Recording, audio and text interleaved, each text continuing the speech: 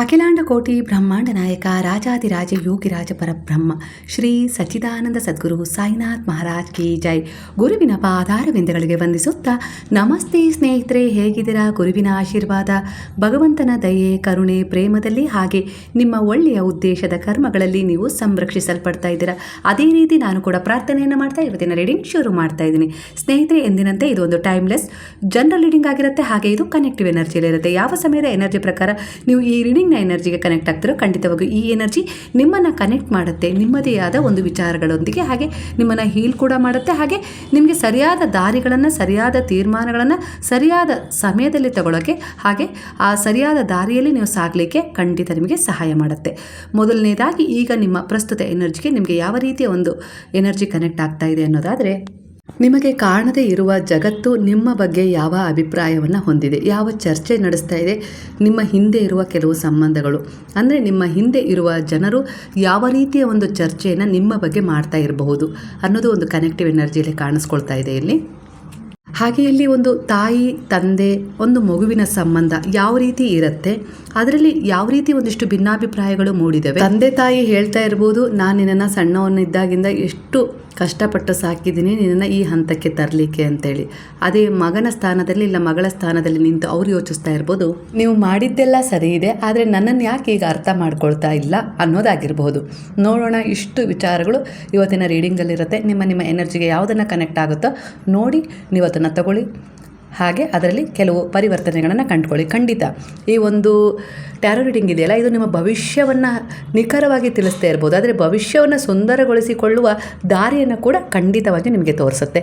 ನಿಮ್ಮ ಒಂದು ನಂಬಿಕೆಗೆ ಅನುಸಾರವಾಗಿ, ನೀವಿಟ್ಟ ಭಕ್ತಿ, ಶ್ರದ್ಧೆ, ಏಕಾಗ್ರತೆಗೆ ಅನುಸಾರವಾಗಿ. ನಿಮಗೆ ದೇವರು ಅಂದರೆ ಇಷ್ಟ, ಹಾಗೆ ಗುರು ಅಂದರೆ ಎಲ್ಲಿಲ್ಲದ ವಿಶ್ವಾಸ. ಆದರೆ ಭಕ್ತಿಯ ದಾರಿ ಹೇಗಿದೆ ಅಂದರೆ, ನಿಮ್ಮ ಭಕ್ತಿ ಶ್ರದ್ಧೆಗೆ ಅನುಗುಣವಾಗಿ ಗುರುವಿಗೆ ಶರಣಾಗಿದ್ದೀರಾ ಅಂದರೆ ಇಲ್ಲಿ ನಿಮ್ಮನ್ನು ಇನ್ನೂ ಅನೇಕ ದೇವರುಗಳ ಎನರ್ಜಿಗೆ ಇದು ಕನೆಕ್ಟ್ ಮಾಡುತ್ತೆ. ಖಂಡಿತ ಇದು ಸಹಜವಾಗಿದೆ. ಅಂದರೆ ನಿಮಗೆ ಹಿಂದೆ ಕೂಡ ತುಂಬ ದೇವರುಗಳ ಒಂದು ಆರಾಧನೆ ಮಾಡೋ ಅಭ್ಯಾಸ ಇತ್ತು, ಆದರೆ ಮಾಡಬೇಕು ಅನ್ನೋ ರೀತಿಲಿ ಮಾಡ್ತಾಯಿದ್ರಿ. ಆದರೆ ಗುರುವಿನ ಶರಣದಲ್ಲಿ ಬಂದಮೇಲೆ ನಿಮಗೊಂದು ಅರಿವಾಯಿತು, ಜ್ಞಾನೋದಯ ಆಯಿತು. ಒಟ್ಟಾರೆಯಾಗಿ ನಾವು ಯಾವ ದೇವರಲ್ಲಿ ಶರಣಾಗಿದ್ದೀವೋ ಅವರಲ್ಲಿ ನಾವು ಅತ್ಯಂತ ಪ್ರೀತಿಯಿಂದ ಭಕ್ತಿ ಮಾಡಬೇಕು, ಒಳ್ಳೆಯ ಉದ್ದೇಶದ ಸಮರ್ಪಣೆ ಮಾಡಬೇಕು ಅನ್ನೋದು ನಿಮಗೆ ತಿಳಿದದ್ದು ಗುರುವಿನ ಶರಣದಲ್ಲಿ ಬಂದಮೇಲೆ. ಹಾಗಾಗಿ ನಿಮ್ಮ ನೆಚ್ಚಿನ ಅಂದರೆ ತಂದೆ ತಾಯಿ ಎಲ್ಲ ಅನ್ನೋ ರೀತಿಯಲ್ಲಿ ನೀವು ಗುರುವನ್ನು ನಂಬಿದ್ದೀರಾ. ಅವರ ಆಧಾರದ ಮೇಲೆ, ಅವರ ಮಾರ್ಗದರ್ಶನದ ಮೇಲೆ ನೀವು ಅನೇಕ ದೇವರುಗಳನ್ನು ಪೂಜಿಸ್ತಾ ಇದ್ದೀರಾ. ಖಂಡಿತ ಹಿಂದೆ ಪೂಜಿಸ್ತಾ ಇದ್ರಿ, ಆದರೆ ಈಗ ಅರ್ಥಪೂರ್ಣವಾದ ಒಂದು ಸೇವೆಯಿಂದ ಅವರಿಗೆ ಶರಣಾಗಿದ್ದೀರಾ. ನಿಮ್ಮದೇ ಆದ ಕುಲದೇವರಾಗಿರ್ಬೋದು, ಇಷ್ಟ ದೇವರಾಗಿರ್ಬೋದು, ಗ್ರಾಮ ದೇವತೆ ಆಗಿರ್ಬೋದು, ಹಿಂದೆ ನೀವು ಮಾಡ್ತಾ ಇದ್ದ ಸೇವೆಗೂ ಈಗ ನೀವು ಮಾಡ್ತಾ ಇರುವ ಸೇವೆಗೂ ಬಹಳ ಅಜಗಜಾಂತರ ವ್ಯತ್ಯಾಸ ಇದೆ ಸಮರ್ಪಣೆಯಲ್ಲಿ. ಅಂದರೆ ಗುರುವಿನ ಬಗ್ಗೆ ನಿಮಗೆ ತುಂಬಾ ಒಂದು ಡೆಡಿಕೇಶನ್ ಇದೆ. ಅನೇಕ ದೇವರುಗಳನ್ನು ಪೂಜಿಸಿದ್ರು, ವಿಶ್ವಾಸವಿಟ್ಟು ಆ ದೇವಸ್ಥಾನಗಳಿಗೆ ಹೋದರೂ, ಆರಾಧನೆ ಮಾಡಿದರೂ ಕೂಡ ನಿಮಗೆ ಗುರುವಿನ ಮೇಲೆ ಎಲ್ಲಿಲ್ಲದ ಮೋಹ ಅನ್ನೋ ರೀತಿಯಲ್ಲಿ ಕಾಣಿಸ್ತದೆ. ಹಾಗೆ ಗುರುವಿನ ಜೊತೆ ಒಂದು ದೇವಿಯನ್ನು ಕೂಡ ಎಲ್ಲಿಲ್ಲದ ವಿಶ್ವಾಸದೊಂದಿಗೆ ನೀವು ಆರಾಧನೆ ಮಾಡ್ತಾ ಇದ್ದೀರಾ ಅನ್ನೋ ರೀತಿಯಲ್ಲಿ ಒಂದು ಎನರ್ಜಿ ಕನೆಕ್ಟ್ ಆಗ್ತಾ ಇದೆ. ಎಷ್ಟೇ ದೇವರುಗಳನ್ನು ಆರಾಧನೆ ಮಾಡಿದರೂ, ಯಾವುದೇ ದೇವಸ್ಥಾನಕ್ಕೆ ಹೋದರೂ ಗುರುವಿನ ಮೇಲಿಟ್ಟ ನಂಬಿಕೆ ಕಡಿಮೆ ಆಗೋದಿಲ್ಲ ನಿಮಗೆ. ಹಾಗೆ ಎಂಥದ್ದೇ ಸಮಸ್ಯೆ ಎದುರಾಗಲಿ, ಕಷ್ಟ ಎದುರಾಗಲಿ, ಏನೇ ಒಂದು ರೀತಿಯ ಒಂದು ಅವಘಡ ನಡೆದರೂ ಕೂಡ ತಕ್ಷಣವೇ ನಿಮಗೆ ಗುರುವಿನಲ್ಲಿಟ್ಟ ವಿಶ್ವಾಸ ಜಾಗೃತ ಆಗಿಬಿಡುತ್ತೆ. ಆ ನಂಬಿಕೆ ನಿಮಗೆ ಎಂದಿಗೂ ಕಡಿಮೆ ಆಗೋದಿಲ್ಲ. ಅಷ್ಟರ ಮಟ್ಟಿಗೆ ಗುರುವಿನಲ್ಲಿ ನಿಮಗೆ ಒಂದು ಶ್ರದ್ಧೆ ಇದೆ. ಪ್ರಸ್ತುತ ಕೆಲವರ ಎನರ್ಜಿಯ ಪ್ರಕಾರ ನಿಮ್ಮ ಜೀವನದಲ್ಲೂ ಕೂಡ ಅನೇಕ ರೀತಿಯ ಸಂಬಂಧಗಳು ಇವೆ.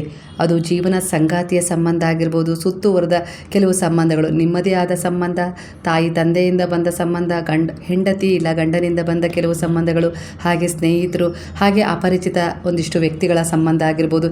ಎಲ್ಲ ರೀತಿಯ ಸಂಬಂಧಗಳು ಸಿಕ್ಕರೂ ಈ ಜಗತ್ತಿಗೆ ಬರೋದಕ್ಕಿಂತ ಅಂದರೆ ಮೊದಲು ನಿಮಗೊಂದು ಸಂಬಂಧ ಕನೆಕ್ಟ್ ಆಗಿರುತ್ತೆ. ಅದೇ ತಂದೆ ತಾಯಿ ನಿಮ್ಮ ಸಂಬಂಧ. ಕೋಟಿಗಟ್ಟಲೆ ಜನರ ಸಂಖ್ಯೆಯಲ್ಲಿ ನೀವೇ ಆ ಮಗುವಿಗೆ ತಂದೆ ತಾಯಿ ಆಗಬೇಕು. ಯಾಕಾಗಿದ್ದೀರಾ? ಅದು ಒಂದು ಕಾಕತಾಳೀಯವ ಅಲ್ಲ. ಇದರ ಹಿಂದೆ ಒಂದು ನಿಯಮ ಏನಾದರೂ ಇದೆಯಾ? ಇದು ನಿಮ್ಮಲ್ಲಿ ಆಗಾಗ ಮೂಡುವ ಒಂದು ಪ್ರಶ್ನೆಯಾಗಿದೆ. ಕೆಲವು ಬಾರಿ ತಂದೆ ತಾಯಿಗೋಸ್ಕರ ಜೀವ ಕೊಡ್ತೀನಿ ಅಂತ ಹೇಳ್ತಿದ್ದ ನೀವು ಕೆಲವೊಮ್ಮೆ ಇದ್ದಕ್ಕಿದ್ದ ಹಾಗೆ ದೊಡ್ಡವರಾದ ಮೇಲೆ ಯಾಕೆ ಪರಿವರ್ತನೆಯನ್ನು ತಗೊಳ್ತೀರಾ? ತಾಯಿ ತಂದೆ ಮತ್ತು ಮಕ್ಕಳ ಸಂಬಂಧ ಬಿಟ್ಟಿರಲಾಗದ ಸಂಬಂಧ, ಅದೇ ಸಂಬಂಧವನ್ನು ತೊರೆದು ಯಾಕೆ ದೂರವಾಗ್ತೀರಾ? ಇವತ್ತಿನ ಎನರ್ಜಿ ಸ್ಟ್ರಾಂಗ್ ಆಗಿ ತಾಯಿ ತಂದೆ ಒಂದು ಮಗುವಿನ ಎನರ್ಜಿಗೆ ಇಲ್ಲಿ ಕನೆಕ್ಟ್ ತೋರಿಸ್ತಾ ಇದೆ. ಹಾಗಾಗಿ ಅದೇ ಒಂದು ವಿಚಾರವನ್ನು ವಿಸ್ತಾರವಾಗಿ ನಿಮ್ಮ ಒಂದು ಎನರ್ಜಿಗೆ ಕನೆಕ್ಟ್ ಆಗುವ ಹಾಗೆ ತಿಳಿಸ್ತಾ ಇದ್ದೀನಿ. ಇದು ನಿಮ್ಮ ಎನರ್ಜಿಗೆ ಕನೆಕ್ಟು ಆಗ್ಬೋದು, ಆಗದೇನೂ ಇರಬಹುದು. ಇದು ಒಂದು ಬಹಳ ರಹಸ್ಯವಾದ ಗಾಢವಾದ ಕರ್ಮದ ಎನರ್ಜಿ ಆಗಿದೆ. ಬಹಳ ಜನರಿಗೆ ಅರ್ಥ ಆಗೋದಿಲ್ಲ. ಒಂದು ಮಗು ತನ್ನ ತಾಯಿಯ ಗರ್ಭದಲ್ಲಿದ್ದಾಗ ಹಾಗೆ ಗರ್ಭದಿಂದ ಹೊರಗೆ ಬಂದಾಗ ಅವಳ ಮಡಿಲು ಸೇರಿದ ತಕ್ಷಣ ಒಂದು ಜಗತ್ತನ್ನು ನೋಡಲಿಕ್ಕೆ ಶುರು ಮಾಡುತ್ತೆ ಅವಳ ಮೂಲಕ. ಅದು ತನ್ನ ಜೊತೆ ಒಂದು ಗುರುತೂ ತರೋದಿಲ್ಲ, ಹಣ ತರೋದಿಲ್ಲ, ಏನೂ ತರೋದಿಲ್ಲ. ಈ ಜಗತ್ತು ಹೇಗಿದೆ ಅಂತ ಅದಕ್ಕೆ ತಿಳಿದೂ ಇಲ್ಲ. ಇಲ್ಲಿ ನನ್ನವ್ರು ಯಾರು ಬೇರೆಯವ್ರು ಯಾರು ಯಾವುದೂ ಗೊತ್ತಿರಲ್ಲ ಆ ಮಗುವಿಗೆ. ಆದರೆ ತಾಯಿ ಮಡಿಲಿಗೆ ಸೇರಿದ ತಕ್ಷಣ ಒಂದು ಸಂಬಂಧ ಏರ್ಪಡುತ್ತೆ. ತಾಯಿ ತಂದೆ ಮಗುವನ್ನು ನೋಡುತ್ತಿದ್ದ ಹಾಗೆ ಈ ಎಲ್ಲ ಅವರ ದುಃಖವನ್ನು ಮರೆತು ಬಿಡ್ತಾರೆ ಒಂದು ಕ್ಷಣ. ರಾತ್ರಿ ಮಗು ಪದೇ ಪದೇ ಅತ್ತಾಗ ನಿಮ್ಮ ತಾಯಿ ಅಂದರೆ ಆ ಒಂದು ತನ್ನ ನಿದ್ದೆಯನ್ನು ಕೂಡ ಲೆಕ್ಕಿಸದೆ ಆ ಮಗುವನ್ನು ನೋಡ್ಕೊಳ್ತಾಳೆ. ಹಾಗೆ ತಂದೆ ಕೂಡ ತನ್ನ ಅವಶ್ಯಕತೆಗಳನ್ನು ಹಿಂದಕ್ಕೆ ಸರಿಸ್ತಾನೆ, ತನ್ನ ಮಗುವಿನ ಅವಶ್ಯಕತೆಯನ್ನು ಪೂರ್ತಿ ಆಗಲಿ ಅನ್ನೋ ಒಂದು ಉದ್ದೇಶದಿಂದ. ಮಗು ಬೆಳೀತಿದ್ದ ಹಾಗೆ ತಂದೆ ತಾಯಿ ಹಾಗೆ ತನ್ನ ಮಕ್ಕಳ ಸಮಸ್ಯೆಯನ್ನು ನಮ್ಮ ಸಮಸ್ಯೆನೇ ಅನ್ನೋ ರೀತಿಯಲ್ಲಿ ಅವರಿಗೋಸ್ಕರ ಪ್ರಾರ್ಥನೆ ಮಾಡೋದು, ಅವರಿಗೋಸ್ಕರ ಏನಾದರೂ ಸಹಾಯ ಮಾಡಬೇಕು ಅನ್ನೋ ರೀತಿಯಲ್ಲಿ ಅವರಿಗೆ ಯಾವಾಗಲೂ ಸ್ಪಂದಿಸ್ತಾನೆ ಇರ್ತಾರೆ, ತಮ್ಮ ಒಂದು ಆಸೆ ಆಕಾಂಕ್ಷೆಗಳನ್ನು ತ್ಯಾಗ ಮಾಡುವ ಮೂಲಕ. ಹಿಂದೆ ಮಗುವಿಗೆ ತನ್ನ ತಂದೆ ತಾಯಿಯೇ ಜಗತ್ತಾಗಿತ್ತು, ಆದರೆ ಈಗ ಅವರು ನಿಧಾನವಾಗಿ ಹಿಂದೆ ಉಳಿತಾ ಹೋಗ್ತಾರೆ, ಮಗು ಮುಂದೆ ಸಾಗ್ತಾ ಹೋಗುತ್ತೆ ಅನ್ನೋ ರೀತಿಯಲ್ಲಿ. ಒಟ್ಟಾರೆಯಾಗಿ ಇದು ನಿಮ್ಮ ಜೀವನದ ಕಥೆಯೇ ಆಗಿರ್ಬೋದು. ಅದಕ್ಕೆ ಈ ರೀತಿಯ ಒಂದು ವಿಚಾರ ಕನೆಕ್ಟ್ ಆಗಿದೆ. ನಾನು ಅದನ್ನು ಸುತ್ತುವರೆದು ಈ ರೀತಿಯಾಗಿ ವಿವರವಾಗಿ ವಿವರಿಸ್ತಿದ್ದೀನಿ, ನಿಮಗೆ ಅರ್ಥ ಆಗಲಿ ಅನ್ನೋ ರೀತಿಯಲ್ಲಿ. ಮಗುವಿಗೆ ಮಾತನಾಡಲು ಬರದಿದ್ದಾಗ ತಾಯಿ ಅದರ ಅವಶ್ಯಕತೆಗಳನ್ನು ಅರ್ಥ ಮಾಡ್ಕೊಳ್ತಾ ಇದ್ಲು. ಹಾಗೆ ಕೆಲವು ಬಾರಿ ತಂದೆ ಅಂದರೆ ಮಗು ನಡಿಲಿಕ್ಕೆ ಬರೆದಿದ್ದಂಥ ಸಂದರ್ಭದಲ್ಲಿ ಕೈ ಹಿಡಿದು ಅದನ್ನು ನಡೆಸಿರ್ತಾನೆ. ಕೆಲವೊಂದು ಸಾರಿ ಅದು ಮರ್ತೋಗ್ಬಿಡುತ್ತೆ, ಅಷ್ಟರ ಮಟ್ಟಿಗೆ ಮಗು ಮುಂದೆ ಹೋಗಿರುತ್ತೆ. ಕೆಲವೊಂದು ಸಾರಿ ಯಾವ ಕೈಗಳು ತಮ್ಮ ಲಾಲನೆ ಪಾಲನೆ ಮಾಡಿದ್ವಲ್ಲ ಆ ಕೈಗಳಿಗೆ ಈಗ ನಮ್ಮ ಅವಶ್ಯಕತೆ ಇದೆ ಅನ್ನೋದನ್ನು ಕೆಲವೊಂದು ಸಾರಿ ಮರ್ತು ಬಿಡ್ತಾರೆ. ಕೆಲವು ಸಂಬಂಧಗಳ ಪರೀಕ್ಷೆ ಇಲ್ಲಿಂದ ಶುರುವಾಗುತ್ತೆ. ಹೀಗೆ ಓದು, ಕೆಲಸ, ಒತ್ತಡ ಇದ್ರ ಜೊತೆಗೆ ಅವನು ಯೋಚಿಸ್ಲಿಕ್ಕೆ ಶುರು ಮಾಡ್ತಾನೆ, ತಂದೆ ತಾಯಿ ನನ್ನನ್ನು ಅರ್ಥ ಮಾಡ್ಕೊಳ್ತಿಲ್ಲ ಅಂತ ಹೇಳಿ. ಇಲ್ಲಿಂದಲೇ ಒಂದು ಸಣ್ಣ ಅಂತರ ಶುರುವಾಗತ್ತೆ. ಮೊದಲು ಜೊತೆಗೆ ಕೂರೋದು ಸ್ವಲ್ಪ ದೂರ ಆಗುತ್ತೆ, ನಂತರ ಮಾತು ಕಡಿಮೆ ಆಗುತ್ತೆ.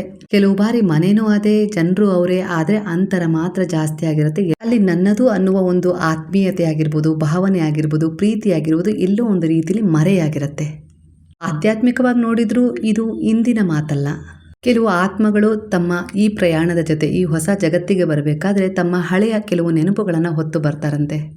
ಕೆಲವು ಮಕ್ಕಳು ಹುಟ್ಟುತ್ತಿದ್ದ ಹಾಗೆ ಒಂದು ಸಂಸ್ಕಾರವನ್ನು ಹೊತ್ತು ಬಂದಿರ್ತವೆ ಹಿಂದಿನ ಜನ್ಮದ್ದು. ಅಂದರೆ ಅವರಿಗೆ ತಂದೆ ತಾಯಿ ಕೆಲವು ಸಂಬಂಧಗಳಲ್ಲಿ ಪ್ರೀತಿ ಅಂದರೆ ನನ್ನದು ಅನ್ನುವ ಭಾವನಾತ್ಮಕ ಸಂಬಂಧ ಹೆಚ್ಚಿರುತ್ತೆ.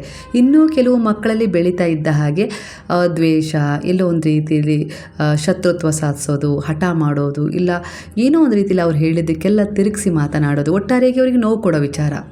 ಇದು ಯಾಕೆ ಕೆಲವು ಬಾರಿ ನಡೆಯುತ್ತೆ ಅಂದರೆ ಈ ಒಂದು ಮನುಷ್ಯನ ಜನ್ಮ ಇದೆಯಲ್ಲ, ಇದು ಇವತ್ತಿನ ಕತೆ ಅಲ್ಲ, ಇದು ಹಿಂದಿನಿಂದ ಬಂದಿರುವ ಒಂದು ಕತೆ ಆಗಿರುತ್ತೆ. ಹಿಂದಿನ ಜನ್ಮದ ಕತೆ ಈ ಜನ್ಮದಲ್ಲಿ ಮುಂದುವರೆದ ಭಾಗವಾಗಿರುತ್ತೆ. ಇದೇ ಸತ್ಯ, ಇದೇ ಕರ್ಮದ ಒಂದು ಉದ್ದೇಶ ಕೂಡ ಆಗಿರುತ್ತೆ. ಒಂದು ಬೀಜವನ್ನು ಮಣ್ಣೊಳಗೆ ಹಾಕ್ತೀರಾ ಅಲ್ವಾ, ಅದು ಒಂದು ಮೊಳಕೆ ಹೊಡೆದು ಒಂದು ಮರವಾಗಲಿಕ್ಕೆ ಸಮಯ ತಗೊಳುತ್ತೆ. ಹಾಗೆ ನಮ್ಮ ಮಗುವಿನ ಹಳೆಯ ಕರ್ಮ ಸಂಸ್ಕಾರಗಳು ಕೂಡ ಸಮಯ ಬಂದಾಗಲೇ ಅವರ ವ್ಯವಹಾರದಲ್ಲಿ ಕಾಣಲು ಅಂದರೆ ನೋಡಲಿಕ್ಕೆ ಸಿಗಲಿಕ್ಕೆ ಶುರುವಾಗ್ತವೆ. ಮಕ್ಕಳಲ್ಲಿ ಒಂದು ಒಳ್ಳೆಯ ರೀತಿಯ ವ್ಯವಹಾರ ಇದೆ ತಂದೆ ತಾಯಿಯ ಪರವಾಗಿ ಅಂದರೆ ಅಲ್ಲಿಗೆ ಅಂದರೆ ಹಿಂದಿನ ಅವರ ಒಂದು ಜನ್ಮದಲ್ಲಿ ಅವರು ನಿಮಗೋಸ್ಕರ ಏನಾದರೂ ಸೇವೆ ಮಾಡಬೇಕು ಅಂತೇಳಿ ಬಂದಿದ್ದಾರೆ. ಹಾಗೆ ಇಲ್ಲಿ ನಿಮ್ಮ ಜೊತೆ ಅನುಚಿತ ವ್ಯವಹಾರವನ್ನು ನಡೆಸ್ತಾ ಇದ್ದಾರೆ ಮಕ್ಕಳು ಅಂದರೆ ಅವರು ಏನೋ ಒಂದು ರೀತಿಯಲ್ಲಿ ನಿಮ್ಮಿಂದ ಅತೃಪ್ತರಾಗಿದ್ದರು ಆ ಜನ್ಮದಲ್ಲಿ, ಅದರ ಒಂದು ಸೇಡನ್ನು ತೀರಿಸ್ಕೊಳ್ಳೋಕ್ಕೆ ಬಂದಿದ್ದಾರೆ ಅನ್ನೋ ರೀತಿಯಲ್ಲೂ ಕೂಡ ಕಾಣಿಸ್ತದೆ. ಆದರೆ ಇದನ್ನು ಪರಿವರ್ತನೆ ಮಾಡ್ಕೊಳ್ಳೋಕ್ಕಾಗೋದೇ ಇಲ್ಲ ಅಂತ ಏನಿಲ್ಲ, ಖಂಡಿತ ನಿಮ್ಮ ಪ್ರಾರ್ಥನೆ ಹಾಗೆ. ಯಾಕಂದರೆ ಇಲ್ಲಿ ನಿಮಗೊಂದು ಒಳ್ಳೆಯ ಒಂದು ಬುದ್ಧಿಯನ್ನು ಕೂಡ ಕೊಟ್ಟಿರ್ತಾರೆ ಭಗವಂತ ಯೋಚಿಸ್ಲಿಕ್ಕೆ. ಅದರ ಆಧಾರದ ಮೇಲೆ ನೀವು ನಿಮ್ಮ ಕರ್ಮವನ್ನು ತಿದ್ಕೊಳ್ಬೋದು ಅನ್ನೋ ರೀತಿಯಲ್ಲಿ ಗುರುವು ಆ ಮಗುವಿಗೆ ಹೇಳ್ತಾ ಇರೋ ವಿಚಾರ. ಹಾಗೆ ತಂದೆ ತಾಯಿಗೆ ಇಲ್ಲಿ ನಿಮ್ಮ ಪ್ರಾರ್ಥನೆ, ನಿಮ್ಮ ಒಳ್ಳೆಯ ಸಂಸ್ಕಾರ, ನಡೆ, ನುಡಿ ಖಂಡಿತ ಅವರಲ್ಲಿ ಒಂದು ಬದಲಾವಣೆ ತರಬಹುದು. ಅಂದರೆ ಇದೇ ಅಂತ್ಯ ಅಂತ ಇರೋದಿಲ್ಲ, ಇಲ್ಲಿ ಪ್ರತಿಯೊಂದು ದಿನವೂ ಕೂಡ ಒಂದು ಕಲಿಕೆ, ಹೊಸ ಒಂದು ಅಧ್ಯಾಯಕ್ಕೆ ಒಂದು ಮುನ್ನುಡಿಯಾಗಿರುತ್ತೆ. ನನ್ನ ತಂದೆ ತಾಯಿಯ ಮನಸ್ಥಿತಿಯನ್ನು ಅರ್ಥ ಮಾಡಿಕೊಂಡು ಸಾಕ್ತಾ ಇರೋರು ಖಂಡಿತ ಇಂದಿನ ಪರಿಸ್ಥಿತಿಯನ್ನು ಸುಧಾರಿಸ್ತಾ ಇಲ್ಲ, ತಮ್ಮ ಕರ್ತವ್ಯವನ್ನು ಮಾಡ್ತಾ ಇಲ್ಲ, ಮುಂದಿನ ಅವರ ಭವಿಷ್ಯವನ್ನು ಸುಂದರಗೊಳಿಸ್ತಾ ಇದ್ದಾರೆ ಅನ್ನೋದಕ್ಕೆ ದಾರಿಯಾಗಿರುತ್ತೆ. ತಂದೆ ತಾಯಿಯ ಸೇವೆ ಅಂದ ತಕ್ಷಣ ಯಾವಾಗಲಾದರೂ ಒಮ್ಮೆ ಕಾಲು ಒತ್ತೋದು ಅಂತ ಅಷ್ಟೇ ಅಲ್ಲ, ಕೆಲವೊಂದು ಸಾರಿ ಅವರ ಮುಖಭಾವವನ್ನು ಕಂಡು ಅವರಿಗೆ ಆ ಸಮಯದಲ್ಲಿ ಮಾತು ಬೇಕಾ, ಸ್ವಲ್ಪ ಹೊತ್ತು ನೀವು ಅವ್ರ ಜೊತೆಗೆ ಕುಳಿತುಕೊಳ್ಳೋ ಅವಶ್ಯಕತೆ ಅವರಿಗೆ ಕಾಣಿಸ್ತಾ ಇದೆ ಅನಿಸುತ್ತೆ ಅನ್ನೋದನ್ನು ಕೆಲವೊಂದು ಸಾರಿ ನೀವು ಅರ್ಥ ಮಾಡ್ಕೊಳ್ಬೇಕಾಗತ್ತೆ. ಇದು ಕೂಡ ಒಂದು ಸೇವೆ ಆಗಿರುತ್ತೆ. ವಯಸ್ಸಾದ ತಂದೆ ತಾಯಿಗೆ ಹಣ ಬೇಕಾಗಿರೋದಿಲ್ಲ, ಬಂಗಾರ ಬೇಕಾಗಿರೋದಿಲ್ಲ, ನಿಮ್ಮ ಒಂದು ಮಾತು ಬೇಕಾಗಿರುತ್ತೆ. ಹಾಗೆ ನಿಮ್ಮ ಧ್ವನಿ ಕೇಳಬೇಕು ಅನ್ನೋ ಆಸೆ ಕೂಡ ಅವರಲ್ಲಿರುತ್ತೆ. ಆದರೆ ಕೆಲವೊಂದು ಸಾರಿ ಈ ರೀತಿ ತಪ್ಪುಗಳು ಆಗ್ಬೋದು. ಇನ್ನೂ ಸಮಯ ಇದೆ, ಖಂಡಿತ ನಾನು ಅವ್ರಿಗೊಂದು ಫೋನ್ ಮಾಡ್ತೀನಿ, ಇಲ್ಲ ನಾಳೆ ಹೋಗಿ ಭೇಟಿ ಆಗ್ತೀನಿ, ಮುಂದೆ ನೋಡ್ಕೊಳ್ತೀನಿ, ಹಾಗೆ ಹೀಗೆ ಕಾರಣ ಕೊಡ್ಬೋದು. ಖಂಡಿತ ಈ ಸಮಯಕ್ಕೆ ಮಹತ್ವ ಕೊಡಿ. ನಾಳೆ ಅವ್ರು ಇಲ್ಲದೇ ಇರ್ಬೋದು, ಇಲ್ಲ ಏನಾದರೂ ಅಲ್ಲಿ ನಡೀಬೋದು ಅಲ್ವಾ. ಹಾಗಾಗಿ ಈ ಕ್ಷಣ ನಿಮ್ಮ ಅವಶ್ಯಕತೆ ಅವರಿಗಿದೆ. ಅಂದರೆ ನೀವು ಅವರ ಹತ್ರನೇ ಹೋಗಬೇಕು ಅಂತಿಲ್ಲ, ಒಂದು ಫೋನ್ ಮಾಡಿ 4 ಮಾತು ನಿಮ್ಮ ಧ್ವನಿ ಕೇಳಿದರೆ ಅವ್ರಿಗೆ ಎಲ್ಲಿಲ್ಲದ ಸಂತೋಷ ಆಗುತ್ತೆ. ಹಾಗಾಗಿ ಒಂದಿಷ್ಟು ಮುಂದೆ ಕಾರಣಗಳನ್ನು ಕೊಟ್ಟು ಅದನ್ನು ಮುಂದೆ ತಳ್ಳೋದಕ್ಕಿಂತ ಈಗ ಪ್ರಸ್ತುತ ಎನರ್ಜಿಯಲ್ಲಿ ಅವ್ರಿಗೇನು ಬೇಕು ಅಂದರೆ ಅವ್ರು ನಿಮ್ಮ ಜೊತೆಗೆ ಇಲ್ಲ ಇದ್ರೂ ಅವ್ರಿಗೆ ಸ್ವಲ್ಪ ಸಮಯ ಕೊಡಿ. ಅದು ಕೂಡ ಒಂದು ಸೇವೆ ಆಗಿರುತ್ತೆ. ಅದು ನಿಮ್ಮ ಒಂದು ಸೇವೆ ಅನ್ನೋದಕ್ಕಿಂತ ಅದು ನಿಮ್ಮ ಭವಿಷ್ಯವನ್ನು ಸುಂದರವಾಗಿ ರೂಪಿಸಿಕೊಳ್ಳುವಲ್ಲಿ ನಿಮ್ಮದೇ ಆದ ಒಂದು ದಾರಿಯಾಗಿರುತ್ತೆ. ಹಾಗಾಗಿ ಕೆಲವೊಂದು ಸಂಬಂಧಗಳಲ್ಲಿ ನಾಳೆ ಮಾಡ್ತೀನಿ, ನಾಳೆ ಹೋಗ್ತೀನಿ, ನಾಳೆ ಭೇಟಿ ಆಗ್ತೀನಿ ಅನ್ನೋ ರೀತಿಲಿ ಆ ಒಂದು ಸಂಬಂಧ ಇಲ್ಲ, ನನ್ನ ಜೀವನದಲ್ಲಿ ಸ್ವಲ್ಪ ಸಮಸ್ಯೆಗಳಿದ್ದಾವೆ, ಒಂದಿಷ್ಟು ಕಷ್ಟಗಳಿದ್ದಾವೆ, ಮೊದಲು ಅವುಗಳನ್ನು ಸರಿಪಡಿಸ್ಕೊಳ್ತೀನಿ, ನಂತರ ಅವ್ರಿಗೆ ಸ್ವಲ್ಪ ಸಮಯ ಕೊಡ್ತೀನಿ ಅನ್ನೋ ರೀತಿಲಿ ಯೋಚಿಸಬೇಡಿ. ನಾಳೆ ಅನ್ನೋದ್ರಲ್ಲಿ ಆ ಸಮಯ ನಿಮಗೆ ಸಿಗದೆ ಹೋಗ್ಬೋದು. ಹಾಗಾಗಿ ಅಂದರೆ ಇವತ್ತಿನ ಒಂದು ಸಮಯದ ಮಹತ್ವವನ್ನು ಅರ್ಥ ಮಾಡಿಕೊಂಡು ಅವರಿಗೆ ಒಂದು ಬೆಲೆ ಕೊಡಿ, ಒಂದು ಸ್ವಲ್ಪ ಮಾತನಾಡಿಸಿ ಅನ್ನೋ ರೀತಿಲಿ ಬರ್ತಾ ಇದೆ. ಕೇವಲ ಅವರು ನಿಮಗೆ ಜನ್ಮದಾತರಷ್ಟೇ ಅಲ್ಲ, ನಿಮ್ಮ ಒಂದು ಬೇರುಗಳಾಗಿದ್ದಾವೆ. ಇವತ್ತು ನೀವು ಮರವಾಗಿ ನಿಂತಿದ್ದೀರಾ ಅಂದರೆ ಅವರು ಆ ಮರದ ಬಲವಾದ ಬೇರುಗಳಾಗಿದ್ದಾರೆ. ತನ್ನ ಮೂಲ ಬೇರಿನ ಮಹತ್ವವನ್ನು ತಿಳಿದ ಇರೋ ಮರ ಎಷ್ಟೊತ್ತು ನಿಲ್ಲಿಕ್ಕಾಗತ್ತೆ ಅಲ್ವಾ. ಹಾಗೆ ನನ್ನ ಮಕ್ಕಳನ್ನು ನಾನು ಎಷ್ಟು ಕಷ್ಟಪಟ್ಟು ಕೆಲವೊಂದು ತ್ಯಾಗಗಳನ್ನು ಮಾಡಿ ಬೆಳೆಸ್ದೆ, ಆದರೆ ನನ್ನ ಮಕ್ಕಳು ಯಾಕೆ ನನ್ನನ್ನು ಅರ್ಥ ಮಾಡ್ಕೊಳ್ತಾ ಇಲ್ಲ, ಯಾಕೆ ನನ್ನಿಂದ ದೂರ ಆದರೆ ಅಂದರೆ ಅದಕ್ಕೂ ಕೂಡ ಕೆಲವು ಕಾರಣಗಳಿವೆ. ಕೆಲವು ಬಾರಿ ತಮ್ಮ ಮಕ್ಕಳಿಗೆ ಈ ರೀತಿಯಾಗಿ ದೂಷಿಸೋದು ಕೂಡ ಕೆಲವು ಸರಿಯಾದ ನಿರ್ಧಾರಗಳಲ್ಲ ಅನ್ನೋ ರೀತಿಯಲ್ಲಿ ಬರ್ತಾ ಇದೆ ತಂದೆ ತಾಯಿಯದ್ದು. ಸಂಬಂಧಗಳು ಎರಡೂ ಕಡೆಯಿಂದ ಆಗ್ತವೆ. ಒಂದು ಮರ ದೊಡ್ಡದಾಗಲು ಬೀಜ ಮಾತ್ರ ಸಾಕಾಗೋದಿಲ್ಲ, ಅದಕ್ಕೆ ಗಾಳಿ, ಬೆಳಕು, ನೀರು ಹಾಗೆ ಬಿಸಿಲಿನ ಜೊತೆ ಆರೈಕೆ ಅಗತ್ಯವೂ ಇರುತ್ತೆ. ಹಾಗೆ ತಂದೆ ತಾಯಿ ಮಗುವಿನ ಸಂಬಂಧ ಕೇವಲ ಜನ್ಮದಿಂದ ಅಷ್ಟೇ ಅಲ್ಲ, ಪ್ರೀತಿ, ನಂಬಿಕೆ, ಭರವಸೆಯ ಅವಶ್ಯಕತೆಯೂ ಅಲ್ಲಿರುತ್ತೆ. ತಾಯಿ ತಂದೆ ತಮ್ಮ ಮಕ್ಕಳನ್ನ ಪ್ರೀತಿಸ್ತಾರೆ, ಆದರೆ ಗೊತ್ತಿಲ್ಲದೆ ಈ ರೀತಿ ಕೆಲವು ತಪ್ಪುಗಳನ್ನು ಕೂಡ ಮಾಡಿಬಿಡ್ತಾರೆ. ಇಂತಹ ವಿಚಾರದಿಂದ ಮಕ್ಕಳ ಮನಸ್ಸಲ್ಲಿ ಸ್ವಲ್ಪ ಅಂತರ ಅಂದರೆ ದೂರ ಹೆಚ್ಚಾಗ್ತಾ ಹೋಗುತ್ತೆ ನಿಧಾನವಾಗಿ. ಅದು ಉದ್ದೇಶಪೂರ್ವಕವಾಗಿ ಮಾಡಿರುವ ತಪ್ಪಾಗಿರೋದಿಲ್ಲ, ಆದರೆ ಅದರ ಪ್ರಭಾವ ಆ ಸಂಬಂಧದ ಮೇಲೆ ಬೀಳುತ್ತೆ. ಕೆಲವು ಬಾರಿ ತಂದೆ ತಾಯಿ ಕೂಡ ತಮ್ಮ ಯೋಚನೆಯಿಂದ ಮಕ್ಕಳನ್ನು ಹಿಡಿತದಲ್ಲಿ ಇಟ್ಕೊಳ್ಬೇಕು, ನಡೆಸಬೇಕು ಅಂತೇಳಿ ನೋಡ್ತಾರೆ. ಮಗು ತನ್ನ ಮನದ ಮಾತನ್ನು ಹೇಳಲು ಆಗ ಹೆದರುತ್ತೆ. ನನ್ನ ಮಾತು ಕೇಳೋರೇ ಇಲ್ಲ ಅನ್ನೋ ರೀತಿಯಲ್ಲಿ ನಿಧಾನವಾಗಿ ಮಗು ತನ್ನ ಮನದ ಮಾತನ್ನು ಮುಚ್ಚಿಡಲು ಶುರು ಮಾಡುತ್ತೆ. ಇಲ್ಲಿಂದಲೇ ಆ ಸಂಬಂಧದಲ್ಲಿ ಒಂದು ಸಣ್ಣ ಕಂದಕ ಶುರುವಾಗಿರುತ್ತೆ. ಇಲ್ಲಿ ಪ್ರೀತಿ ಅಷ್ಟೇ ಅಲ್ಲ, ಅದನ್ನು ಅರ್ಥ ಮಾಡಿಕೊಳ್ಳೋರು ಬೇಕು ಅಂತೇಳಿ ಆ ಮಗು ಬಯಸ್ತಾ ಇದೆ. ಅಂದರೆ ನೀವು ಪ್ರೀತಿ ಕೊಡ್ತಾ ಇದ್ದೀರಾ, ಆದರೆ ಅದನ್ನು ಅರ್ಥ ಮಾಡ್ಕೊಳ್ಬೇಕು ಅಂತೇಳಿ ಇಲ್ಲಿ ಬಯಸ್ತಾ ಇದೆ ಮಗು. ನಿಮ್ಮ ಪ್ರೀತಿಗಿಂತ ಹೆಚ್ಚಾಗಿ ನೀವು ಅದನ್ನು ಸಮಯಕ್ಕೆ ಅನುಗುಣವಾಗಿ ಅರ್ಥ ಮಾಡಿಕೊಳ್ಳಿ ಅನ್ನೋ ರೀತಿಲಿ ಆ ಮಗು ಇಲ್ಲಿ ಕಾಯ್ತಾ ಇದೆ. ಇದರ ಅರ್ಥ ಇಲ್ಲಿ ಒಂದೇ, ಅವರವರ ದೃಷ್ಟಿಕೋನದಲ್ಲಿ ಅವರು ಸರಿಯಾಗಿದ್ದಾರೆ. ತಂದೆ ತಾಯಿಯ ದೃಷ್ಟಿಕೋನದಲ್ಲಿ ನೀವು ಸರಿಯಾಗಿದ್ದೀರಾ, ಮಕ್ಕಳ ದೃಷ್ಟಿಕೋನದಲ್ಲಿ ಅವರು ಸರಿಯಾಗಿದ್ದಾರೆ. ಇದೇ ಸಮಯ ಮಕ್ಕಳು ತಂದೆ ತಾಯಿಯ ಮೇಲೆ, ತಂದೆ ತಾಯಿ ಮಕ್ಕಳ ಮೇಲೆ ದೂರು ಅಂದರೆ ಕಂಪ್ಲೇಂಟ್ ಹೇಳಲಿಕ್ಕೆ ಶುರು ಮಾಡಲಿಕ್ಕೂ ಶುರು ಮಾಡ್ತಾರೆ. ಇಲ್ಲೇ ನೀವು ಸ್ವಲ್ಪ ನಿಂತು ಯೋಚಿಸಬೇಕಾಗಿದೆ, ಎಲ್ಲಿ ತಪ್ಪಾಗ್ತಾಯಿದೆ ಅಂತ ಹೇಳಿ. ಯಾಕಂದರೆ ಒಂದು ಸಂಬಂಧ ಒಂದೇ ಕ್ಷಣದಲ್ಲಿ ಹಾಳಾಗೋದಿಲ್ಲ, ಅದು ದಿನನಿತ್ಯದ ಒಂದಿಷ್ಟು ಕಂಪ್ಲೇಂಟ್ಸ್ಗಳಿಂದ ಹಾಳಾಗ್ತಾ ಹೋಗ್ತಾ ಇರುತ್ತೆ. ಹಾಗಾಗಿ ಅಮ್ಮ ಆಗಿರ್ಬೋದು, ಅಪ್ಪ ಆಗಿರ್ಬೋದು, ಪದೇ ಪದೇ ಫೋನ್ ಮಾಡ್ತಾ ಇದ್ದಾರೆ ಅಂದರೆ ಮಕ್ಕಳಿಗೆ ಕಿರಿಕಿರಿ ಅನ್ನಿಸ್ತಾ ಇರ್ಬೋದು, ಇವರೇನಪ್ಪ ಹೀಗೆ ಪದೇ ಪದೇ ಬಿಟ್ಟು ಬಿಡದೆ ಫೋನ್ ಮಾಡ್ತಾ ಇದ್ದಾರೆ ಅಂತ ಹೇಳಿ. ಆದರೆ ಅದು ತಂದೆ ತಾಯಿಯ ಕಾಳಜಿ ಆಗಿರುತ್ತೆ, ಪ್ರೇಮ ಆಗಿರುತ್ತೆ. ನಾನು ಎಲ್ಲಿದ್ದೀನೋ, ಹೇಗಿದ್ದೀನೋ ಅನ್ನೋ ರೀತಿಲಿ ಅವರು ತಮ್ಮ ಕಾಳಜಿಯನ್ನು, ಪ್ರೀತಿಯನ್ನು ವ್ಯಕ್ತಪಡಿಸ್ತಾ ಇದ್ದಾರೆ ಅಂತೇಳಿ ಅರ್ಥ ಮಾಡ್ಕೊಳ್ಳೋದಿಲ್ಲ. ತಂದೆ ಕೆಲವು ಬಾರಿ ಮಕ್ಕಳಿಗೆ ಸಲಹೆ ಕೊಡ್ತಾರೆ, ಆಗ ಅದೇ ಸಲಹೆಯನ್ನು ಮಕ್ಕಳು ಎಲ್ಲೋ ಒಂದು ರೀತಿಯಲ್ಲಿ ಅಧಿಕಾರ ಅಂದ್ಕೊಳ್ಳೋದು, ಇಲ್ಲ ನಾನು ಮಾಡೋ ಕೆಲಸದಲ್ಲೆಲ್ಲ ಅನುಮಾನ ಪಡ್ತಾರೆ ಅನ್ನೋ ರೀತಿಲಿ ತಂದೆಯ ಮನಸ್ಸಲ್ಲಿ ಒಂದು ಆತಂಕ ಇರುತ್ತೆ, ನನ್ನ ಮಕ್ಕಳು ದಾರಿ ತಪ್ಪಾರ್ದು ಅಂತ ಹೇಳಿ. ಇದೇ ಕೆಲವು ತಂದೆ ತಾಯಿಯ ಚಿಂತೆಗಳು ಪ್ರೀತಿಯ ರೂಪದಲ್ಲಿ ಕಾಳಜಿಯನ್ನು ಮಾಡ್ತಾ ಇರುತ್ತೆ. ತಮ್ಮ ಚಿಂತೆಯನ್ನು ಪ್ರೀತಿಯಾಗಿ ಅವರು ವ್ಯಕ್ತಪಡಿಸ್ತಾ ಇರ್ತಾರೆ, ಆದರೆ ಅದೇ ಮಕ್ಕಳು ಅದನ್ನು ಬಂಧನ, ಹಿಡಿತ ಅನ್ನೋಕ್ಕೆ ಶುರು ಮಾಡ್ಕೊಳ್ತಾರೆ. ಇಂಥ ಸಣ್ಣ ಸಣ್ಣ ವಿಚಾರಗಳೇ ಆ ಒಂದು ಸಂಬಂಧದಲ್ಲಿ ಒಂದು ಸ್ವಲ್ಪ ದೂರ, ಅಂತರವನ್ನು ಶುರು ಮಾಡಿಸ್ತವೆ. ಹಾಗೆ ಇಲ್ಲಿ ಆಧ್ಯಾತ್ಮಿಕ ದೃಷ್ಟಿಯಿಂದ ನೋಡೋದಾದರೆ ಇದು ಜೀವನ ನೀಡ್ತಾ ಇರುವ ಒಂದು ಕಲಿಕೆ ಆಗಿರುತ್ತೆ, ಅಂದರೆ ಪಾಠವಾಗಿರುತ್ತೆ. ಆತ್ಮಗಳು ಕೆಲವೊಂದು ಬಾರಿ ಕೆಲವೊಂದು ಉದ್ದೇಶವನ್ನು ತಾವೇ ಆಯ್ಕೆ ಮಾಡಿಕೊಂಡು ಜನ್ಮ ತಾಳಿರ್ತವೆ. ಅಂದರೆ ಅಲ್ಲಿ ಏನಾದರೂ ಕಲಿಯೋದಿರುತ್ತೆ, ಹಾಗಾಗಿ ಕೆಲವು ಸಂಬಂಧ ಪ್ರೀತಿ ಮಾಡೋದನ್ನು ಕಲಿಸ್ತವೆ, ಕೆಲವು ಸಂಬಂಧ ತಮ್ಮ ದುರ್ಬಲತೆಗಳನ್ನು ಹೊರ ಹಾಕೋದ್ರ ಮೂಲಕ ಧೈರ್ಯವಾಗಿ ಕೆಲವೊಂದು ಸಮಯ ಸಂದರ್ಭಗಳನ್ನು ಎದುರಿಸೋದನ್ನು ಕಲಿಸ್ತವೆ. ಹಾಗೆ ಇಲ್ಲಿ ಕೆಲವು ಸಂಬಂಧಗಳು ಹೇಗಿರ್ತವೆ ಅಂದರೆ ಅವು ಕೆಲವು ಬಾರಿ ಒಂದಿಷ್ಟು ಸಮಸ್ಯೆಗಳಿಂದ ಆವೃತವಾಗಿರುವ ವಿಚಾರಗಳಲ್ಲಿ ಹೇಗೆ ಹೊರಗೆ ಬರಬೇಕು ಅನ್ನುವ ರೀತಿಯಲ್ಲಿ ಕೆಲವು ಆತ್ಮವಿಶ್ವಾಸ ಮೂಡಿಸುವ ಮಟ್ಟಿಗೆ ನಮ್ಮನ್ನು ಸಜ್ಜುಗೊಳಿಸ್ತಾ ಇರ್ತವೆ. ಅದೇ ರೀತಿ ತಂದೆ ತಾಯಿ ಮಗುವಿನ ಸಂಬಂಧ ಬಹಳ ಒಂದು ಆಳವಾಗಿರುತ್ತೆ. ಯಾಕಂದರೆ ಇಲ್ಲಿ ಒಂದು ಕಲಿಕೆ ಪಾಠ ಸಿಗ್ತಾನೆ ಇರುತ್ತೆ. ಬಹಳ ಹೆಚ್ಚು ತಂದೆ ತಾಯಿ ಮಗುವಿನ ಸಂಬಂಧದಲ್ಲಿ ಹೆಚ್ಚು ಪಾಠ ಸಿಗುತ್ತೆ ಬೇರೆ ಎಲ್ಲ ಸಂಬಂಧಗಳಿಗಿಂತ ಹೆಚ್ಚಾಗಿ. ಸಣ್ಣವರಿದ್ದಾಗ ತಂದೆ ತಾಯಿಗೆ ಏನೆಲ್ಲ ಕೊಡಬೇಕು, ಹಾಗೆ ಅವರನ್ನು ಯಾವ ರೀತಿಯೆಲ್ಲ ನೋಡ್ಕೊಳ್ಬೇಕು ಅಂಥೇಳಿ ಕನಸು ಕಂಡಿದ್ದ ಮಕ್ಕಳೇ ಕೆಲವೊಂದು ಸಾರಿ ಹಿಂದೆ ಸರಿದು ಬಿಡ್ತಾರೆ. ತಾಯಿ ನನ್ನ ಕಣ್ಣೆದುರಿಗೆ ಇರಬೇಕು ಅಂತೇಳಿ ಪುಟ್ಟ ಮಗು ಇದ್ದಾಗ ಆ ಮಗು ಬಯಸುತ್ತೆ. ಅದೇ ವಯಸ್ಸಾದ ನಂತರ ಅದೇ ತಾಯಿ ತನ್ನ ಮಗ ಕಣ್ಣೆದುರಿಗೆ ಇರಬೇಕು ಅಂತೇಳಿ ಬಯಸ್ತಾರೆ.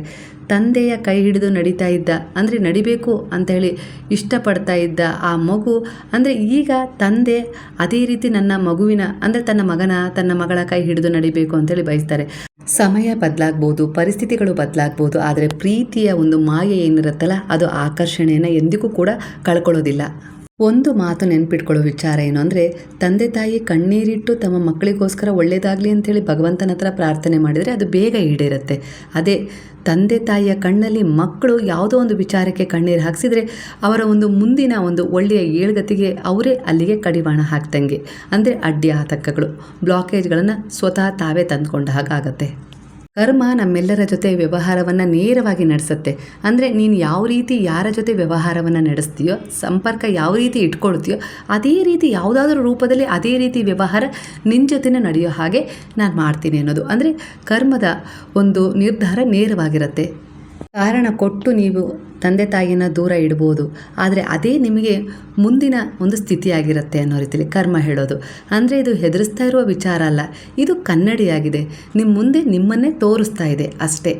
ಯಾಕಂದರೆ ನಿಮ್ಮ ನಡೆ ನುಡಿ ಎಲ್ಲ ಒಂದು ಸಂಸ್ಕಾರ ರೀತಿ ನೀತಿಗಳನ್ನು ನೋಡಿ ನಿಮ್ಮ ಮಕ್ಕಳು ಬೆಳೆದಿರ್ತಾರೆ. ಅಂದರೆ ಅದು ಈಗ ನಿಧಾನವಾಗಿ ಅವರ ಮನಸ್ಸಲ್ಲಿ ಬೇರು ಉರ್ತಾ ಇದೆ, ನಂತರ ಅದು ಹೆಮ್ಮರವಾಗಿ ಬೆಳಿಬೋದು. ಅದೇ ರೀತಿ ನಿಮ್ಮ ಜೀವನದ ಮೇಲೆ ಅದು ಪರಿಣಾಮ ಬೀರ್ಬೋದು. ಅದೇ ತಂದೆ ತಾಯಿ ಅತ್ತೆ ಮಾವ ಆದಾಗ ಇಲ್ಲ ಇನ್ಯಾವುದೇ ರೀತಿ ಒಂದು ಸಂಬಂಧಗಳಿಗೆ ಕನೆಕ್ಟ್ ಆದಾಗ ಹೇಗಿರುತ್ತೆ ಆ ಸಂಬಂಧ ಅನ್ನೋದನ್ನು ನಾನಿಲ್ಲಿ ವಿವರಿಸಿಲ್ಲ.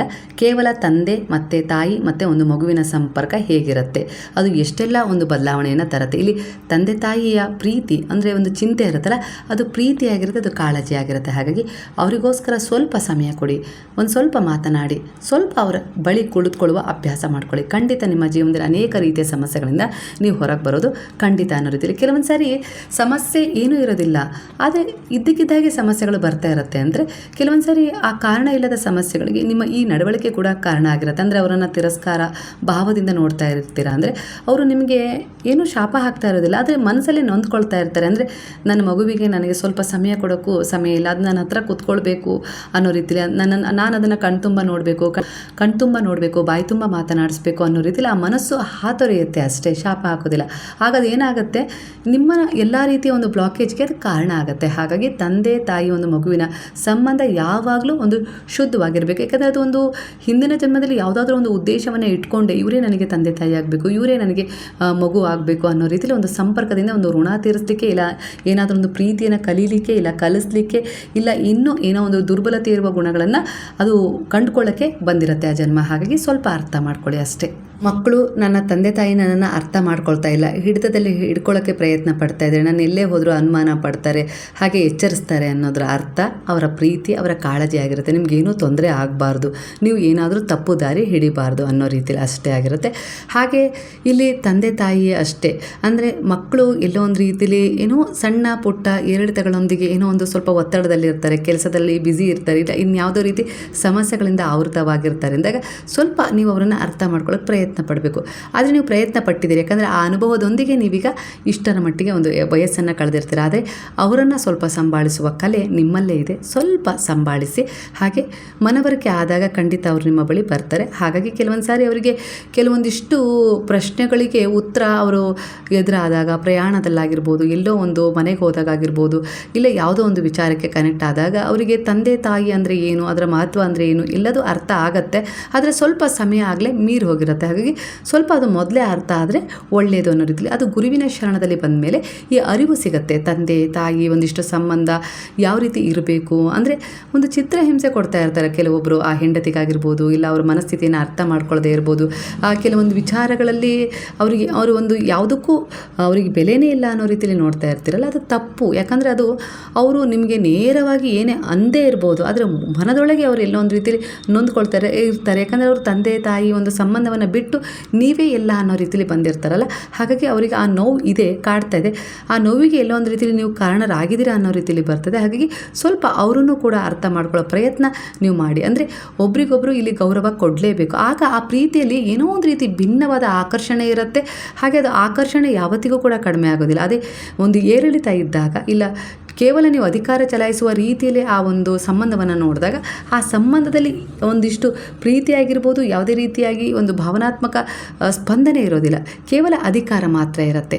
ಈ ರೀತಿ ಒಂದು ಮನಸ್ಥಿತಿಯಲ್ಲಿ ಪರಿಸ್ಥಿತಿಯಲ್ಲಿ ಇರುವ ಜನರು ಕೂಡ ಈ ಒಂದು ಎನರ್ಜಿಗೆ ಕನೆಕ್ಟ್ ಆಗಿದ್ದಾರೆ. ಖಂಡಿತ ಸ್ವಮೌಲ್ಯವನ್ನು ಅರ್ಥ ಮಾಡ್ಕೊಳ್ಳಿ. ನಿಮಗೋಸ್ಕರ ಸ್ವಲ್ಪ ಸಮಯ ತಗೊಳ್ಳಿ. ನೀವು ಬದುಕಲಿಕ್ಕೆ, ನೀವು ಉಸಿರಾಡಲಿಕ್ಕೆ ಶುರು ಮಾಡಿ. ಅಂದರೆ ಉಸಿರಾಡ್ತಾ ಇದ್ದೀರಾ, ಬದುಕ್ತಾ ಇದ್ದೀರಾ, ಆದರೆ ಅದು ಒತ್ತಡದಿಂದ ಕೂಡಿದೆ. ಆದರೆ ನೀವು ಅಂದರೆ ಸ್ವತಂತ್ರವಾಗಿ ಉಸಿರಾಡೋದನ್ನು ಸ್ವಲ್ಪ ಅಭ್ಯಾಸ ಮಾಡ್ಕೊಳ್ಳಿ. ನಿಮಗೋಸ್ಕರ ಸ್ವಲ್ಪ ಕಾಳಜಿ, ನಿಮ್ಮನ್ನು ಪ್ರೀತಿಸುವ ಮೂಲಕ, ಗೌರವಿಸುವ ಮೂಲಕ ಅನ್ನೋ ರೀತಿಯಲ್ಲಿ ಬರ್ತದೆ. ಸೆಲ್ಫ್ ಕಾನ್ಫಿಡೆಂಟ್ ತಗೊಳ್ಳೋಕ್ಕೆ ನನಗೂ ಇಷ್ಟ, ಆದರೆ ಮನೇಲಿ ಅದಕ್ಕೆ ಆಸ್ಪದ ಇಲ್ಲ, ಎಲ್ಲದಕ್ಕೂ ಒತ್ತಡ ಇದೆ, ಅನಿವಾರ್ಯತೆಯಿಂದ ನಾನು ಬದುಕ್ತಾ ಇದ್ದೀನಿ ಅನ್ನೋ ರೀತಿಯಲ್ಲಿ ಇದೆ. ಆದರೆ ಕೆಲವೊಂದು ಪರಿಸ್ಥಿತಿಗಳನ್ನು, ಕೆಲವೊಂದು ವಿಚಾರಗಳನ್ನು ವಿರೋಧಿಸಲೇಬೇಕು.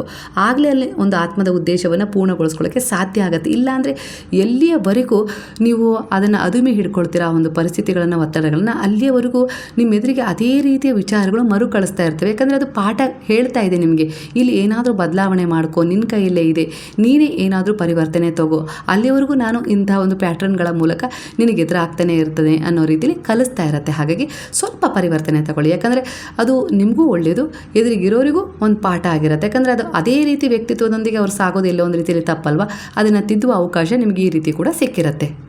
ಗಂಡ ಹೆಂಡತಿಯ ಮನಸ್ತಾಪ ಅಂದರೆ ನಿಮ್ಮಿಬ್ಬರ ನಡುವೆ ಪ್ರೀತಿ ಕಡಿಮೆ ಆಗಿಲ್ಲ, ಆದರೆ ಒಬ್ಬರನ್ನೊಬ್ಬರು ಅರ್ಥ ಮಾಡಿಕೊಳ್ಳುವಲ್ಲಿ ಸ್ವಲ್ಪ ಗೊಂದಲವಿದೆ. ಕೋಪದಲ್ಲಿ ಮಾತನಾಡುವುದನ್ನು ಬಿಟ್ಟರೆ ಶಾಂತವಾಗಿ ಕುಳಿತು ಸ್ವಲ್ಪ ಮನಸ್ಸು ಬಿಚ್ಚಿ ಮಾತನಾಡುವ ಅಭ್ಯಾಸವನ್ನು ನಿಧಾನವಾಗಿ ಮಾಡ್ಕೊಳ್ತಾ ಹೋದರೆ ಖಂಡಿತ ಆ ಸಮಯದಲ್ಲಿ ಆ ಸಂಬಂಧ ಸರಿ ಆಗ್ಬೋದು ಅನ್ನೋ ರೀತಿಯಲ್ಲಿ ಕಾಣಿಸ್ತಾ ಇದೆ. ಇಲ್ಲಿ ಬಂದಿರುವ ಒಂದಿಷ್ಟು ಎನರ್ಜಿಯ ಕಾರ್ಡ್ಗಳನ್ನು ತಗೊಂಡು ನಾನು ನಿಮಗೆ ಸುವಿಸ್ತಾರವಾಗಿ ಅರ್ಥ ಆಗಲಿ ಅಂತೇಳಿ ವಿವರವಾಗಿ ತಿಳಿಸಿದ್ದೀನಿ. ನಿಮ್ಮ ಸತ್ಯವನ್ನು ಅರಿತುಕೊಳ್ಳುವ ಸಮಯ ಬಂದಿದೆ. ಅಂದರೆ ಸರಿಯಾದ ಜನರು, ಸರಿಯಾದ ಬೆಂಬಲ ಮತ್ತು ಸಂತೋಷದ ಕ್ಷಣಗಳು ನಿಮ್ಮ ಜೀವನಕ್ಕೆ ಬರ್ತಾ ಇದ್ದಾವೆ. ಅಂದರೆ ಸ್ಪಿರಿಚುವಲ್ ಗ್ರೋತ್ ಯಾವ ರೀತಿ ಒಂದು ಎನರ್ಜಿ ಕನೆಕ್ಟ್ ಮಾಡಿ ಹೇಳ್ತಾ ಇದೆ ಅಂದರೆ, ನೀವು ಹಿಂದೆ ಇದ್ದ ವ್ಯಕ್ತಿಯಲ್ಲ, ಜೀವನ ನಿಮ್ಮನ್ನು ಇನ್ನಷ್ಟು ಪ್ರಬುದ್ಧ, ಬಲಿಷ್ಠ ಮತ್ತು ಜಾಗೃತ ವ್ಯಕ್ತಿಯನ್ನಾಗಿ ಈ ಸಮಯದಲ್ಲಿ ರೂಪಿಸಿದೆ ಅನ್ನೋ ರೀತಿಯಲ್ಲಿ ಬರ್ತದೆ. ನೀವು ಇಂದು ಎದುರಿಸ್ತಾ ಇರುವ ಯಾವುದೇ ಒಂದು ಸಂಬಂಧದ ಗೊಂದಲವಾಗಲಿ, ಭವಿಷ್ಯದ ಚಿಂತೆ ಆಗಲಿ, ಅಥವಾ ಮನಸ್ಸಿನ ಏಕಾಂತವಾಗಲಿ, ಅದು ಶಾಶ್ವತ ಅಲ್ಲ. ಈ ಹಂತವು ನಿಮ್ಮನ್ನು ಒಂದು ಸುಂದರ ಪರಿವರ್ತನೆಯ ಕಡೆಗೆ ಕರ್ಕೊಂಡು ಹೋಗ್ತಾ ಇದೆ. ಯಾಕಂದರೆ ನಿಮ್ಮ ಜೊತೆ ಗುರುವಿದ್ದಾರೆ, ಯಾಕಂದರೆ ಅವರ ಜೊತೆ ನಿಮ್ಮ ಪ್ರಯಾಣ ಶುರುವಾಗಿದೆ. ಅಂದರೆ ಬಾಬಾ ಈಗ ತಾವೇ ಒಂದು ಗಿಡವನ್ನು ತಮ್ಮ ಕೈಯಾರ ನೆಟ್ಟು ಅದನ್ನು ಪಾಲನೆ ಪೋಷಣೆ ಮಾಡುವ ರೀತಿಯಲ್ಲಿ ನಿಮ್ಮನ್ನು ಪಾಲನೆ ಪೋಷಣೆ ಮಾಡಿ ನಡೆಸ್ತಾ ಇದ್ದಾರೆ ಮುಂದೆ ಅನ್ನೋ ರೀತಿಯಲ್ಲಿ ಕಾಣಿಸ್ತಾ ಇದೆ. ಹಾಗಾಗಿ ನೀವು ಕಳೆದುಕೊಂಡದ್ದು ನಿಮ್ಮನ್ನು ದುರ್ಬಲಗೊಳಿಸಲು ಬಂದಿರಲಿಲ್ಲ, ನಿಮ್ಮ ನಿಜವಾದ ಮೌಲ್ಯವನ್ನು ಅರಿಯಲು ಅದು ನಿಮಗೆ ತಿಳಿಸಲು ಬಂದಿತ್ತು ಅನ್ನೋ ರೀತಿಯಲ್ಲಿ ಕಾಣಿಸ್ತಿದೆ. ಸರಿಯಾದ ಸಮಯದಲ್ಲಿ ಸರಿಯಾದ ಉತ್ತರಗಳು, ಸರಿಯಾದ ವ್ಯಕ್ತಿಗಳ ಮತ್ತು ಸರಿಯಾದ ಅವಕಾಶಗಳ ಮೂಲಕ ನಿಮ್ಮ ಜೀವನದಲ್ಲಿ ಕಾಣಿಸಿಕೊಳ್ಳುತ್ತೆ. ಸ್ವಲ್ಪ ಸಮಯದವರೆಗೂ ಕಾಯಿರಿ ಅನ್ನೋ ರೀತಿಯಲ್ಲಿ ಬರ್ತದೆ. ಹಾಗೆಯೇ ಇಲ್ಲಿ ನಿಮ್ಮ ಪ್ರತಿಯೊಂದು ಹೆಜ್ಜೆಯನ್ನು ನಾನು ಗಮನಿಸ್ತಾ ಇದ್ದೀನಿ. ನೀನು ಪ್ರೀತಿಯನ್ನು ಹುಡುಕ್ತಾ ಇದೆಯಲ್ವಾ, ಖಂಡಿತ ಅದಕ್ಕೆ ನೀನು ಯೋಗ್ಯನಾಗಿದೆಯಾ, ಅದು ಖಂಡಿತ ನಿನಗೆ ಸಿಗುತ್ತೆ. ಹಾಗೆ ಯಶಸ್ಸನ್ನು ಹುಡುಕ್ತಾ ಇದೆಯಾ ಅಂದರೆ ಖಂಡಿತ ಅದಕ್ಕೆ ನೀನು ಸಮರ್ಥನಾಗಿದೆಯಾ, ನಾನು ಮಾಡಿದ್ದೀನಿ, ಖಂಡಿತ ನಿನ್ನ ಪ್ರಯತ್ನ ವ್ಯರ್ಥ ಆಗೋದಿಲ್ಲ. ನಿಶ್ಚಲ ಹೃದಯದಿಂದ ಮುಂದೆ ಸಾಗು. ನಿನ್ನ ಕೆಲಸದಲ್ಲಿ ನೀನು ಪ್ರಗತಿಯನ್ನು ಕಾಣ್ತೀಯ. ನಿನಗೆ ಯೋಗ್ಯವಾದ ಕೆಲಸ ನಿನಗೋಸ್ಕರ ಡಿಸರ್ವ್ ಆಗಿದೆ, ಅದು ನಿನ್ನನ್ನು ಸೇರುವ ಒಂದು ಹಂತದಲ್ಲಿದೆ. ಖಂಡಿತ ಕೆಲವು ದಿನಗಳಲ್ಲಿ ನೀವು ಇಷ್ಟಪಡ್ತಾ ಇರುವ ಕೆಲಸದಲ್ಲಿ ನೀವು ಮುಂದುವರಿತೀರಾ ಅನ್ನೋ ರೀತಿಯಲ್ಲಿ ಕಾಣಿಸ್ತಿದೆ. ಕೆಲಸ ಆದಷ್ಟು ಬೇಗನೆ ಇದೇ ವರ್ಷದಲ್ಲಿ ನಿಮಗೆ ಸಿಗ್ಬೋದು. ಕೆಲವರ ನಿರೀಕ್ಷೆ ಅದು ಮುಂದಿನ ವರ್ಷ ಅಂತ ಹೇಳಿ ಇದೆ, ಆದರೆ ಅದು ಇದೇ ವರ್ಷದಲ್ಲಿ ಸಿಗತ್ತೆ ಅನ್ನೋ ರೀತಿಯಲ್ಲಿ ಬರ್ತಾ ಇದೆ. ಕೆಲವೊಮ್ಮೆ ಫೋನ್ನಲ್ಲಿ ನೆಟ್ವರ್ಕ್ ಸ್ಲೋ ಇದ್ದಾಗ ಎಷ್ಟು ರಿಫ್ರೆಶ್ ಮಾಡಿದರೂ ಮೆಸೇಜ್ ಬರೋದಿಲ್ಲ. ಹಾಗೆ ಜೀವನದಲ್ಲೂ ಕೆಲವು ವಿಷಯಗಳನ್ನು ಬಲವಂತವಾಗಿ ಮುಂದಕ್ಕೆ ತಳ್ಳಲು ಆಗೋದಿಲ್ಲ. ಇಲ್ಲಿ ಸ್ವಲ್ಪ ತಾಳ್ಮೆ ಇಡೋದು ಅತ್ಯಂತ ಅವಶ್ಯಕವಾಗಿರುತ್ತೆ. ಈಗ ನಿಂತಿರುವಂತೆ ಕಾಣುತ್ತಿರುವ ವಿಷಯವೇ ಮುಂದೆ ದೊಡ್ಡ ಆಶೀರ್ವಾದವಾಗಬಹುದು, ನೆನಪಿಡಿ ಅನ್ನೋ ರೀತಿಯಲ್ಲಿ ಗುರು ಉದಾಹರಣೆಯೊಂದಿಗೆ ನಿಮಗೆ ಒಂದು ವಿವರಿಸ್ತಾ ಇದ್ದಾರೆ. ನಿಮ್ಮ ಜೀವನದ CEO ನೀವು ಎಲ್ಲ ನಿರ್ಧಾರಗಳನ್ನು ಭಾವನೆಯಿಂದಲ್ಲ ಬುದ್ಧಿಯಿಂದ ತೆಗೆದುಕೊಳ್ಳುವ ಸಮಯ ಬಂದಿದೆ.